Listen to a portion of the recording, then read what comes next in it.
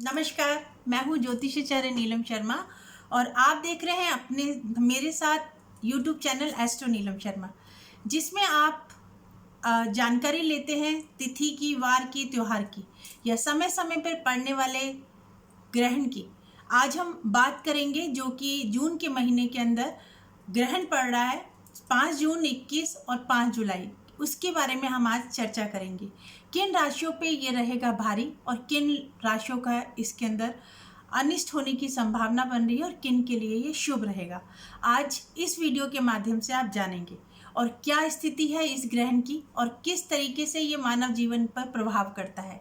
जी हाँ, ग्रहण का प्रभाव मानव जीवन पर किस तरीके से पड़ता है तो ये भौगोलिक घटना, पर भौगोलिक घटना के साथ साथ इसका आध्यात्मिक महत्व भी बहुत ज़्यादा है।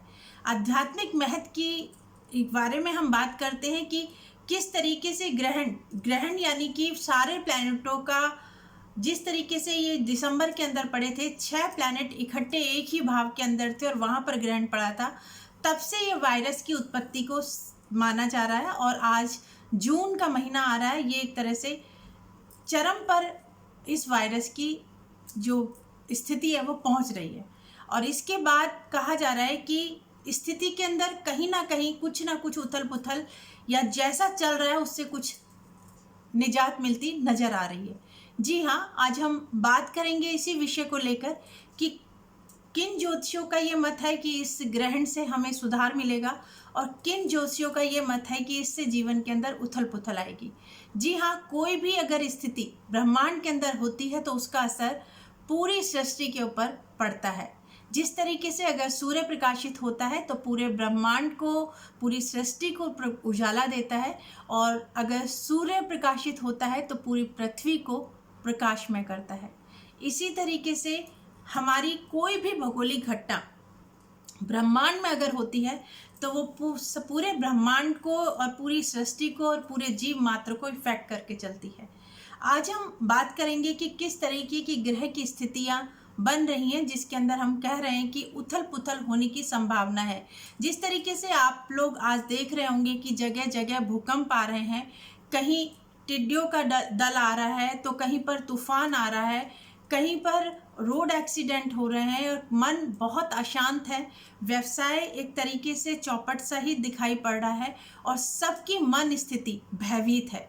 अपना जान बचाने के बारे में हर व्यक्ति सोच रहा है, काम सेकेंडरी आ रहा है। पर जिन लोगों के पास कुछ भी करने के लिए नहीं है वो मात्र रोटी के लिए भी संघर्ष कर रहे हैं। ये ऐसी स्थिति जो बन रही है उसको देखकर एक युद्ध की सी स्थिति आपके सामने नजर आ रही है। यहाँ पर हम आपको बताना चाहेंगे ब्रह्मांड के अंदर 6 प्लैनेट वक्री हो रहे हैं ग्रहण की समय पर। जी हाँ, गुरु जो है वो 14 मई से वक्री हो गए हैं और वो 12 सितंबर तक वक्री रहेंगे।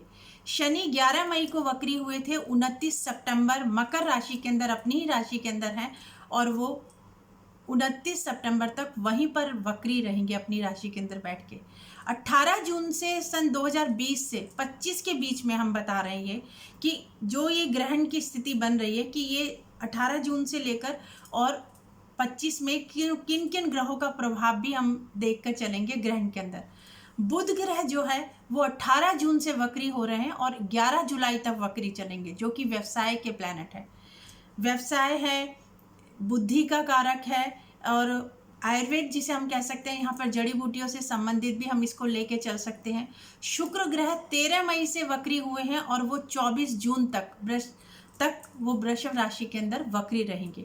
राहु केतु तो हमेशा वक्री रहते रहते हैं। इस प्रकार 6 ग्रह 15 जुलाई तक एक तरीके से इनकी आपको देखने के अंदर मिलेगा और 15 जुलाई तक इस तरीके की स्थिति बनेगी कि काल पुरुष की कुंडली में एक तरह से कालसर्प योग की स्थिति उत्पन्न हो रही है, जिसके कारण ग्रहों का जो प्रभाव है वो पूर्ण रूप से हर किसी को नहीं मिल पाएगा। एक तो आप उल्टे चल रहे हो और उल्टे चलते चलते भी आप कालसर्प योग के अंदर फंस जाएं तो हर ग्रह को अपना जो एक तरीके से प्रकाश चाहिए वो पूरी तरीके से नहीं मिल पाएगा। तो उनका असर प्राणी मात्र पर, जीव जंतु पर, समाज पर, देश काल पात सभी पर पड़ता हुआ नजर आ रहा है। तो ये जो ग्रहण है उस ग्रहण से कुछ बेटर होगा, पर बेटर कैसे होगा? क्योंकि हमें अपनी लाइफस्टाइल बदलना पड़ेगा। हम बहुत तेज भागे भागे जा रहे थे और अचानक से हम मुड़ के देखते हैं कि हमारा कुछ सामान छूट गया या हमें लगता है कुछ सुधारना है। मैं अपना मत देती हूँ कि प्लैनेट वक्री होके चल रहे हैं, तो कुछ ना कुछ जो उनका बिगड़ा है उसको सुधारना। जैसे सृष्टि के अंदर हम कह रहे हैं कि कुछ ना कुछ सुधार हो रहा है। जो हीलिंग हम लोग नहीं कर पा रहे थे, करोड़ों रुपए लगा के भी, प्रकृति ने अपने आप को स्वच्छ कर लिया है। पानी स्वच्छ हो रहा है, हवा स्वच्छ हो रही है। इसी तरीके से प्रकृति अपने आप को हीलिंग कर रही है। और ये जो ग्रहण पड़ेगा, इसका जो ग्रहण का असर है हर व्यक्ति के माइंड पे पड़ेगा। जहाँ पर भी वो कहीं गलत राह पकड़ रहा होगा, सीधे पे आने की संभावना रहती है। पर कुछ राशियाँ इसके अंदर इफेक्टेड होके चल रही हैं, जिनमें हम कहेंगे मेष, सिंह, कन्या और मकर राशि के लिए ये शुभ संकेत है कि इस पीरियड के अंदर वो अपना जो भी काम छूट गया है उसको कंप्लीट कर सकते हैं या उनको सुधार कर सकते हैं। पर यहाँ मिथुन, कर्क, वृश्चिक और मीन राशि के लिए थोड़ा अशुभ है।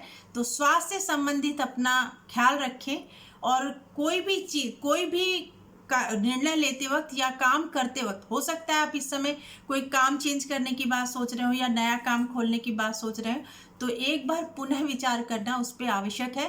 कहीं धन का नुकसान आप ना कर बैठें। यहाँ वृषभ, तुला, धनु और कुंभ राशि के लिए ये मिश्रित रहेगा। तो आप किसी अच्छे गुरु के सानिध्य में रहें। डिसीजन लेते वक्त आप थोड़ा सा विचार विमर्श अगर कर लेंगे तो आपको लॉस नहीं होगा। तो यहाँ ग्रहण की स्थिति इस तरीके से रही। और ग्रहण जो 21 को अमावस्या है, आषाढ़ी अमावस्या है, 21 जून 2020 को जो ग्रहण पड़ रहा है उस पर हमें क्या करना चाहिए? जी हाँ, किसी भी तरीके से आप लोग मानसिक अशांति के दौर से गुजर रहे हैं या आप शारीरिक कष्ट है आपके पास या आर्थिक नुकसान हो रहा है या घर के अंदर कलह है जो कि जाने का नाम नहीं ले रही, बच्चे हैं कि आपका कहना नहीं मान रहे या पढ़ाई में ध्यान नहीं दे रहे, तो आप लोग निम्न राशि के अंदर अगर आप आते हैं, मिथुन, कर्क, वृश्चिक और मीन के अंदर, तो आप काली चीज़ों का दान कीजिए। काली और नीली चीज़ों का दान कर सकते हैं आप। काली मिर्च है, काला नमक है, चाय की पत्ती है, उड़द की दाल है, काले कपड़े हैं, काले जूते हैं, छाता है, चश्मा है, कंबल है या किसी भी तरीके की काली कोई भी वस्तु जो कि किसी ज़रूरतमंद के काम आ सके, वो आप दान करेंगे तो वो आपके लिए श्रेष्ठ रहेगा। आप ये मान के चलिए कि बुध ग्रह का वक्री होना, राहु की राशि के अंदर आना और उसी पर ग्रहण पड़ना, तो आप जो है मन को विचलित ना करें। दूध, दही, पनीर, पानी ज़्यादा से ज़्यादा सेवन करें तो आपका मन शांत रहेगा। तो इस ग्रहण का आप लोग भयभीत ना होकर इस समय क्या सदुपयोग कर सकते हैं वो इस वीडियो के माध्यम से भी आप जान सकते हैं। इस समय आप अपने इष्ट की आराधना कर सकते हैं। जो समय मैं आपको ये वीडियो के डिस्क्रिप्शन में आपको ये समय वगैरह बताऊंगी कि किस समय आपको मंत्रों का जाप करना चाहिए। जिस समय ये ग्रहण पड़ता है उस समय अगर हम कोई बीज मंत्र या कोई मंत्र लेकर सिद्ध करते हैं तो वो मंत्र सिद्ध हो जाता है। राहु केतु के मंत्रों का जाप आप कर सकते हैं। अगर शनि, राहु, केतु, मंगल की या सूर्य की महादशा आपके ऊपर चल रही है तो इन मंत्रों का भी अगर जाप आप करके चलेंगे तो वो आपके लिए हितकर रहेगा। खुद बैठ के कर सकते हैं और ईश्वर का ध्यान करें। गर्भवती महिलाएं 21 जून को थोड़ा सा सतर्क होकर चलें। अगर रात के समय क्योंकि ये ग्रहण पड़ेगा तो आप लोग जो है ग्रहण का जो समय पड़ेगा, क्योंकि 2 चंद्र ग्रहण पड़ रहे हैं, उसमें आप कोई भी चीज वस्तु काटे नहीं, सिले नहीं। और इससे अच्छा है कि आप सो जाएं और भगवान का गायत्री मंत्र करके सोएं और सुबह उठते वक्त भी गायत्री मंत्र करें और ईश्वर का आराधना अवश्य करें। सुबह सूर्य उदय से पहले उठें और सूर्य आराधना जरूर करें, तो ये आपको सूर्य और चंद्रमा को स्ट्रॉन्ग करने में काफ़ी कारगर रहेगा। यहाँ आज मैं बात एक अवश्य करना चाहूँगी, जो बच्चे इस समय जन्म ले रहे हैं, जब इतने ग्रहों का वक्री स्थिति है, राहु और केतु की में जो भी एक्सिस में जो प्लैनेट आ रहे हैं, ग्रहण की स्थिति है, इस समय जो बच्चे भी जन्म लेंगे वो उनकी जन्म पत्रिका बनेगी और जो जन्म पत्रिका इस समय बनेगी वो बच्चा काफ़ी भयभीत स्थिति में रहेगा। उनके लिए उपाय है कि सूर्य चंद्रमा स्ट्रॉन्ग करा जाए, लग्नेश को हमेशा स्ट्रॉन्ग करा जाए, उसके बाद ही कुंडली का फलादेश किया जाए, तो ये काफ़ी श्रेष्ठ रहेगा।